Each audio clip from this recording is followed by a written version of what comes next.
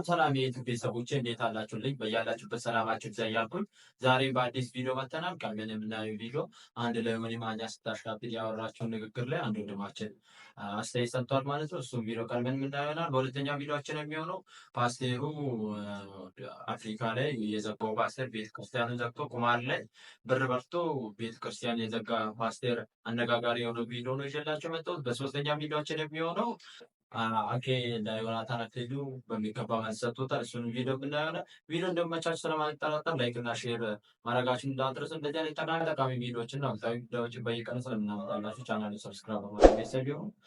ሼር እና ላይክ ማድረጋችሁን እንዳትረሱ። ቀጥታ ወደ ቪዲዮ ስንሄድ እጅሽ ላይ እጄን ገጥሜዋለሁ አለኝ ጌታ። እዛ እኔ እጅን ኩታ ምን ማለት ነው ይሄ? እስኪ እጅሽን አንሹ ከፍ አድርጊው አለኝ እግዚአብሔር። ጌታ መንፈስ ቅዱስ ምስክር፣ በእግዚአብሔር ፊትም በሰው ፊትም መንፈስ ቅዱስ አለ አይደል? ዛሬ ወደ ጌታ ብሄድስ ጌታ ምንድን ነው ብዬ ስጠይቀው እጅሽ ላይ ፈውሴን አድርጌያለሁ አለኝ ጌታ። እኔ ላይ ጌታ ሆይ፣ ኧረ እኔ ሌላ ሰው ፈልግ፣ እኔ ጌታ ሆይ አልችልም፣ እኔ እንዲህ ማገልገል አልችልም፣ ሰው ፈልግ። ኖ እግዚአብሔር በአንቺ ነው የምሰራው፣ በአንቺ ነው የምጠቀመው፣ በእኔ በደካማው ገና ምንም መማላክ ገጠሬ በለኝ። ደግሞ እውነት በእግዚአብሔር ፊት ስነግር እግዚአብሔር አምላክ ተናገረኝ። ነቢይ ይሉኛል ሰው። አንድ ነቢይ ተነስታለች። እንደዚህ ያኔ እንዲቀላል አልነበረም ነቢይ የሚባለው ነገር የዛሬ 13 14 ዓመት ማለት ነው። ከዛ ነቢይ ይሄ እንግዲህ ገድለ ብርቱካን ይባላል። አሁን ይሄ ታሪክ የቅድስት አርሴማ ገድል ላይ ቢገኝ አሁን ይሄ ታሪክ ፍቅርተ ክርስቶስ ላይ ወለተ ጴጥሮስ ላይ እናቶቻችን ቅዱሳን አንስት ላይ ቢገኝ ኖሮ ዮኒ ዱቄት እያለ ነበር የሚሳደቡና ምን እያወራሽ ነው እህታችን ብርቱካን? ያንቺ መናገር ሳይሆን ዮኒ በዚህ ልክ ትዕግስት ኖሮት ማዳመጡን የገረመኝ። ዮኒ ሲያዳምጥ ራሱ ልቡን ዝቅ እያለው ነበር። እያቅለሸለሸው እንዳዳመጠ ያስታውቃል። ገድሏን ስትጀምር እግዚአብሔር እጄ በእጅሽ ላይ ሆኗል አላት። መቼ ነው ያላት? ከ13 ዓመት ከ14 ዓመት በፊት። ከዛ ምን አለች እሷ? በፍጹም ለኔ የሚገባ ነገር አይደለም ብላ የትህትና ድራማዋን ሰራች ማለት ነው። ከዛ ግን እግዚአብሔር ኖ ፈውሴን ባንቺ ላይ አድርጌያለሁ ብሎ የዛሬ 13 እና 14 ዓመት በፊት እግዚአብሔር ፈውስን በእጄ ላይ አደረገ አለች። ጥያቄ አንድ ለነቢይት ብርቱካን፣ የዛሬ 13 ዓመት እግዚአብሔር ባንቺ ላይ የፈውስ እጁን ከጫነ ምን ያህል አይነ ስውሮች በሩ?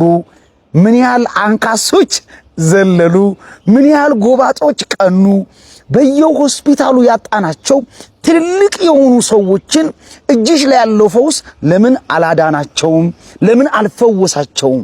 እኛስ የዛሬ 13 እና 14 ዓመት አንቺ እጅ ላይ የተጫነውን ፈውስ ለምን አላወቅነውም?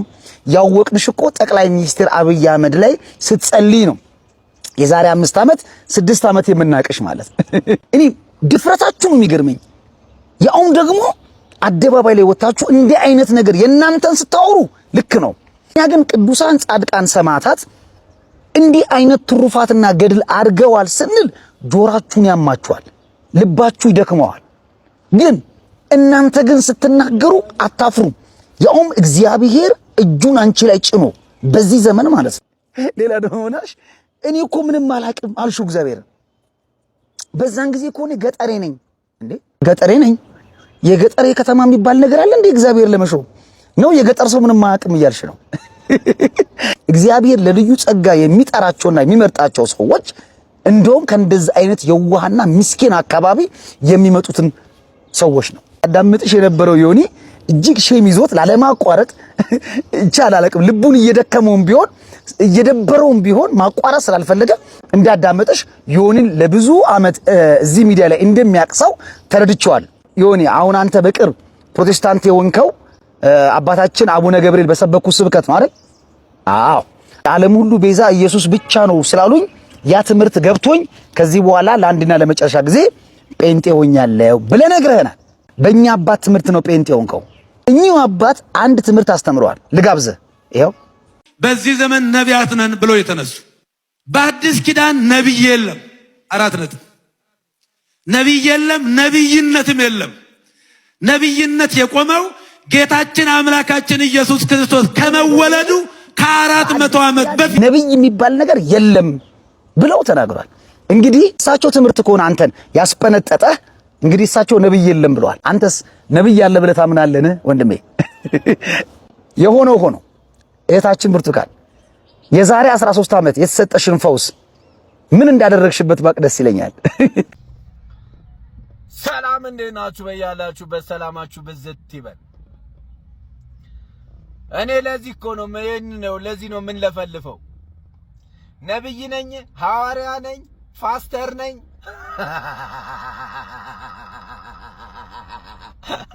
ብሎ ነገር የለም፣ ውሸት ነው። ይህ እንደምታዩት ይህ እዚህ አፍሪካዊ በቃ በሆነ ነገር ብቻ ተሸልሞ በጣም ብዙ ብር ተሸልሞ ቸርቹን ሱቁን ዘጋው። ከዛ ምንድነው ያለው? እስከ ዛሬ ድረስ እንቅልፍ አልተኛም ነበር፣ እስከ ዛሬ ድረስ የሆነ ተረፍት የለኝም ነበር፣ ህዝብን በማጭበርበር ህዝብን በማወናበድ ያልተገለጠልኝን ኢየሱስ ተገለጠልኝ እያልኩ ስሸውር ኖር ያለው አሁን ይሄን ያህል ብር ካገኘው ምን ያደርግልኛል? ሱቁ መዝጋት ነው ያለብኝ ብሎ ሱቁን ዘግቶታል።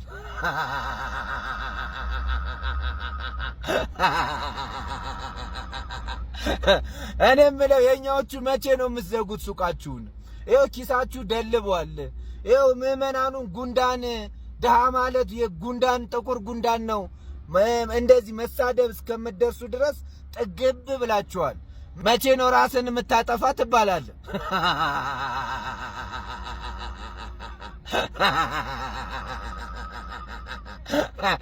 ለማንኛውም እንደዚህ ተራ በተራ ሱቁንም በመዝጋት ተባበሩን። አሁን በጣም ብዙ ሰዎች ኢትዮጵያ ውስጥ ምን ይላሉ? ያመነ የተጠመቀ ይድናል ይላሉ። እነሱ ሳያምኑ ተጠምቀው ሳያምኑ እኮ ነው የተጠመቁት። ያመነ የተጠመቀ ይድናል ይሏል። በምንድን ነው ያመንከው? ያመነ የተጠመቀ ይድናል። እሺ ምን ብለህ ነው ያመንከው? ኦኬ ሰላም ለእናንተ ይሁን። እንግዲህ ወዳጃችን እንደሰማችሁት ምን አለ? እዚህ ኢትዮጵያ ውስጥ ብዙ ሰዎች ያመነ የተጠመቀ ይድናል ይላሉ አለ። እኛ አይደለንም ባይዘው ጌታችን ኢየሱስ ነው ያመነ የተጠመቀም ይድናል ያለው። ክፍሉም ማርቆስ ወንጌል ምዕራፍ 16 ቁጥር 16 ላይ ነው። ሰው እኛ እያደረግን ያለነው ኢየሱስ የተናገረውን እየደገምን ነው። ስለዚህም የተባረክን። አሁን ይሄን ነገር ያነሳው ለምን ወዳጃችን እንደው ሰው የሚድነው በማመን ብቻ እንጂ በመጠመቅ አይደለም ብሎ ስለሚያስተምር ወይም ለመዳን እምነት ብቻ እንጂ ጥምቀት አያስፈልግም ስለሚል እና ያንን ደግሞ ክርስቶስ አስቀድሞ ስለመታበት የክርስቶስ ሳይሆን የኛ ንግግር አስመስሉን ለማቅረብ የሚሞክረው። ሁለተኛ ደግሞ ምን አምናችሁ ነው ለምሳሌ የተጠመቃችሁት? እናንተ ሳታምኑ አይደለም የተጠመቃችሁት ብሏል።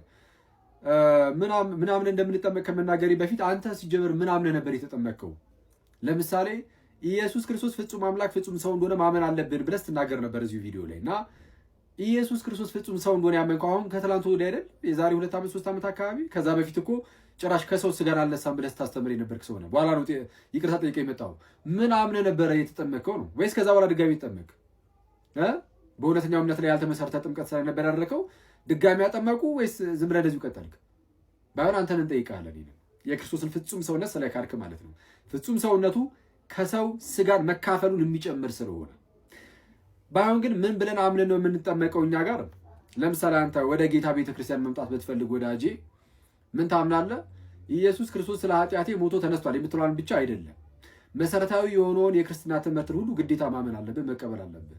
በአጭሩ ጸሎት ሃይማኖትን ይሄ ሁሉን የፈጠረ አንድ አምላክ በሚሆን በእግዚአብሔር አብ እናምናለን ብለን ምንድነው በሚመጣው ሕይወት ብለን እስከምንጨርሰው ድረስ ያለችዋን ማለት ነው። እሱን ወይም አምስቱ አዕማደ ምስጢራትን በምስጢረ ሥላሴ ስጋዊ ድህነት ላይ ጥምቀትና ቅዱስ ቁርባኑን ከዛ በኋላ ደግሞ ዳግም እንደምንነሳ ወይም ደግሞ በትንሣኤ ሙታን ማለት ነው። ይህን ማመን አለብህ። ይህን ስታምን እናጠምቃለን። ስለ ህፃናት እያወራህ ከሆነ ግን ህፃናት የክርስቲያን ልጆች ከሆኑ አዎ ይጠመቃሉ። ልክ እንዴት መሰለ? በአይሁዳውያን ዘንድ አንድ ሰው ነው ነፍሱ በዛ በጌታ ህብረት ውስጥ መጨመር ከፈለገች መገረዝ አለበት አይደል? ትልቅ ሰው ቢመጣ በእግዚአብሔር ማመን አለበት፣ ከዛም መገረዝ አለበት። ህፃናት ከሆኑ ግን የአይሁዳውያን ልጅ ከሆኑ እንዲሁ ተገርዘው አድርገው በዛው በእምነት ያድጋሉ። አሁን በአዲስ ኪዳንም ግዝረት በጥምቀት ተተክቷልና ተጠምቀን ጀምረን በዛው በእምነት እያደግን እንሄዳለን። እንደዛ ነው። ቆየን። የዛሬ ቪዲዮ ይመስል ነበርና ቪዲዮ መግቢያ ላይ ካልኩ ብያችሁ ነበር። ላይክ ያደረጋችሁ ላይክ አድርጉ። እንደዚህ አይነት ጠቃሚ ቪዲዮዎች እና በጥቂት ደቂቃ ብዙ መረጃዎች ስለምናመጣላችሁ ቻናል ሰብስክራይብ በማድረግ ይሁን ቤተሰብ ይሁኑ። እንደዚህ አይነት ጠቃሚ ቪዲዮዎችን በየቀኑ ስለምናመጣላችሁ ሼር እና ላይክ ማድረጋችሁ እንዳትረሱ። በሌላ ቪዲዮ እስከምንገናኝ ቻው።